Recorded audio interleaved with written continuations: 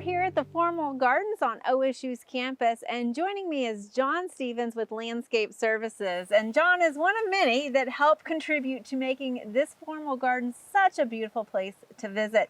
John, can you tell us a little bit about your secrets? I mean, it's just phenomenal. I know a lot of times you focus on orange colors, but this year it's an explosion. It's like a rainbow here in the garden. Yes, Casey. Well, this year we wanted to really highlight a lot of different plants, annuals that you can put in a garden, just different colors, all the potential that it could be, plants that would attract insects, and just really have a season-long interest. And definitely a lot of insects. We've got hummingbirds and different pollinators flying around us out here. And even a rabbit. And even a rabbit, yeah. So rabbits kind of help prune a little bit, right? So tell us a little bit about some of the ones that have just been phenomenal for you this year. Well, my personal favorite has been the firebush. It's called Lime Sizzler. It's this really vibrant color, has some orange in it, some yellow. It's just really striking, and we have it lining the center long beds. It really just draws your interest when you eyesight when you walk into the gardens. And it's got the orange tubular flowers, so definitely great for hummingbirds as well. Yes, hummingbirds love it. Another favorite of mine is the salvia. The Rockin' the Blues is the cultivar. If you want to attract bees in your garden, that's definitely the plant I recommend. The bees just swarm over and just love it. Really inviting for that insect to come to your garden. And it's overflowing with long flowers on it, about 2 to 3 feet tall it looks like. So doing quite well for you. And we can't help but notice these periwinkles or vincas right here in front of us. I know you've got a couple of different kinds. Tell us about this one first of all. Well, this one here is one of my favorites that we planted. It is from the Kauai series. There's several different colors in there. There's blueberry and pink, red. I think we captured all the colors in the series. For vinca, it seems to be one of the more hardier vincas, can handle the Oklahoma weather. We had a lot of rain during the June and July months this year. As you know, vinca don't like sitting in wet feet or getting very much overhead watering. So that was a challenge, but even though they went through all of that in the early summer months, they really bounced back, as you can tell. They're just really tough plant. They're looking phenomenal, and what I really love about this series is they have a much smaller flower, but so many flowers that still get all that color impact, but adds a unique texture compared to some of your traditional vincas. Yeah, behind me is the Tattoo series vinca, but this still has the same challenges as the smaller flower. They don't like the setting in wet feet and the overhead watering. And the Tattoo has that kind of a darker eye to it, right? So obviously we've got some celosia. You mentioned some salvias. We can't help but notice there's also gomphrena behind us, and the cannas. Talk a little bit about those as well. Well, the cannas we grew from seed. Anyone that has ever had any experience with cannas, it's very difficult to grow from seed. They usually come in like a tuber, or you just buy it as a plant. So we took a lot of pride in our cannas in the garden because we have a lot more vested interest in it from start to finish. And they're doing phenomenal. They really are. Thank you. And we also have the lantana. It's the Lucky series, and this is Flame. It's really vibrant. Another plant that catches your eye when you walk into the garden.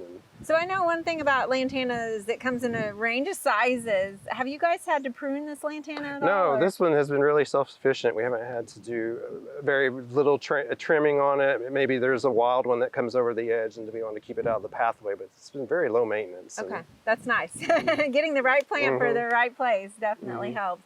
Also, you've just got the whole garden punctuated with some ornamental grasses. Looks like purple fountain grass. Adds a lot of texture and movement into the garden, right? It does. Right today it's a windy day, and you can hear the wind just cutting through the seed heads. It's real wispy sounding, very, very nice. Unfortunately, is an annual. It is an annual. I have to remind people that it's not going to survive our winters here. Definitely won't like the Oklahoma winter, so it's just a summertime plant, but really loves Oklahoma. Does well in our summers, handles the heat. So I know this doesn't just happen by accident. This isn't just we went through the catalog, pulled some plants, and it worked out for us this way here. Tell me a little bit about kind of the planning that might happen, or how you guys go about that. Well, I think many of your viewers will relate. You visit nurseries throughout the year, or maybe the catalog shows up in the mail and you start going through it and you just make lists. And that's kind of the same process with us, but we may take it a step further. We'll put it on spreadsheets and divide it up into color. And if you want to come with me to the garden, a greenhouse garden, I can show you more of that. Okay, let's go check it out.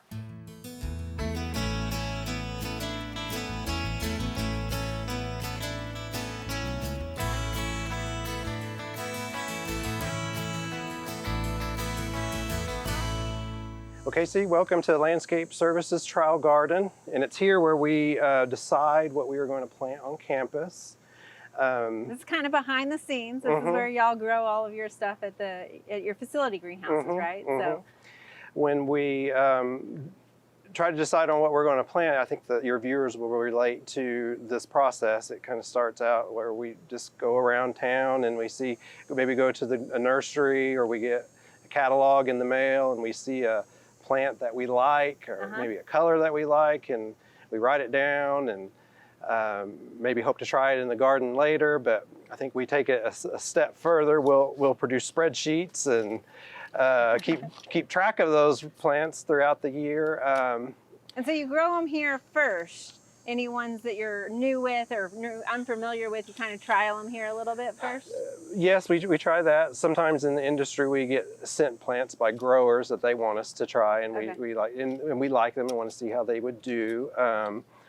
Usually we have like a wish list and maybe a color scheme we want to do, and from our lists that we have saved, we'll produce little pictures on the screen and on the computer screen and see if we like those color combinations, and maybe we'll go out and then find these plants, and then that's how they wind up in our trial garden. Okay, so it's literally kind of like an interior design. You put a montage of photos together and see if it works. Exactly, but we have to plan it out years in advance, so we're already thinking 2025, and so it's a year-long process.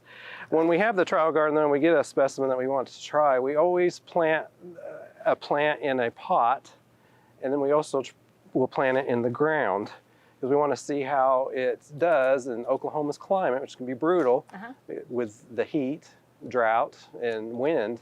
We want to see how each plant will respond to what we are going to throw at it. Because if it fails, we want it to fail in our garden, not out on campus where all the students and everyone can see. Absolutely. And I noticed you've got a fair amount of like drought tolerant native stuff, which is also predominant on campus as well. It is. We're really trending toward, especially in our native plant corridor, a lot of hardy plants, natives, things that can handle the drought.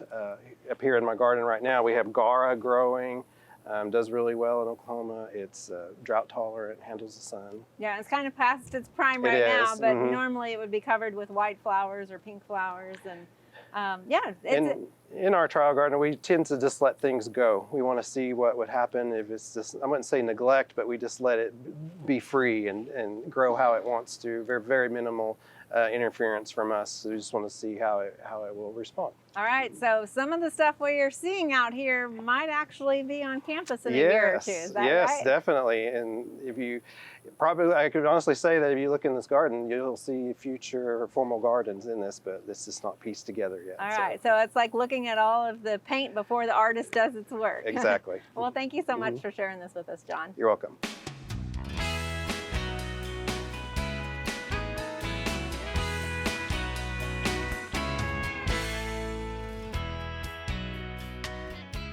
We hope you enjoyed this video as part of our Oklahoma Gardening YouTube channel. You can also find even more videos on the OK Gardening Classics YouTube channel. And join us on social media for great gardening tips, photos, and discussion.